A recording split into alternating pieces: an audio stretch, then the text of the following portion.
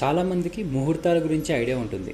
So మీకు తెలియని ఒక మిరకల్ థింగ్ గురించి నేను ఈరోజు మీకు డిస్కస్ చేస్తాను. అదే హోరా. సో బేసికల్గా హోరా అంటే అహోరాత్ర. మన సంస్కృతంలో డే అండ్ నైట్ని కలిపితే అహోరాత్ర అంటారు అనమాట. సో ఇదే హోరా. మరి హోరా కొంతమందికి నాలెడ్జ్ ఉండొచ్చు. హోరా అంటే చాలామంది మాకు తెలియని విషయం ఏంటంటే హోరాలు మార్నింగ్ హోరా అండ్ నైట్ హోరా రెండు రకాలుగా చూస్తుంటాం కదా. మరి హోరా వాళ్ళ ఇంపార్టెన్స్ ఏంటి?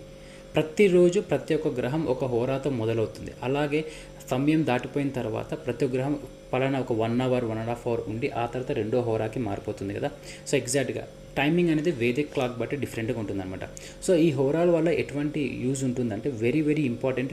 ప్రతి ఒక్కరి జాతకంలో ఒక్కొక్క గ్రహం ఒక్కొక్క హోరాని డిఫైన్ చేస్తుంది కదా. ఒక హోరా మంచి ఇస్తుంది, ఒక హోరా చెడు ఇస్తుంది. సో మీ లగ్నం బట్టి మీ జాతకంలో యోగకారకుడు ఎవరైనా ఉంటే ఆ పలానా సమయంలో మీ హోరాని చూసుకోండి. ఉదాహరణకు ఇప్పుడు మనము కుంభరాశి వాళ్ళని తీసుకుంటే కుంభరాశికి శుక్రుడు మంచి యోగకారకుడు కాబట్టి సో ఆ సమయంలో మీరు హోరా చూసుకొని ఏదైనా కావాలి ఏదైనా చేయాలి అనుకుంటే ఖచ్చితంగా మీకు తెలియని మిరకల్ రిజల్ట్స్ వస్తాయన్నమాట. మీరు బాగా అబ్జర్వేషన్ చేస్తే మీకు వచ్చే ఫైనాన్షియల్ గెయిన్స్ ఖచ్చితంగా ఆ హోరా పక్కా ఇంపాక్ట్ అవుతుంది అనమాట. ఇన్ కేస్ అది శనీశ్వరుని హోరా అంటే తెలియకుండానే మీరు ఆ పని డిలే అవుతుందన్నమాట.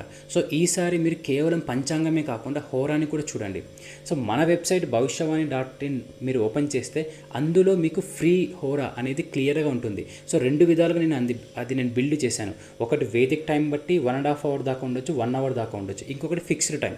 సో 60 మినిట్స్ అనేది ఫిక్స్డ్ టైంగా ఇప్పుడు ప్రజెంట్ మనం ప్రతి ఒక్క యాప్లో ఉంటుంది. సో బట్ నేను పర్టికులర్గా ఫిక్స్డ్ టైం అవ్వను. కొన్నిసార్లు 57 మినిట్స్ అవ్వచ్చు, కొన్ని సిచ్యువేషన్స్ 1 అవర్ అవ్వచ్చు. దాన్ని బట్టి హోరా అనేది మారుతుంది.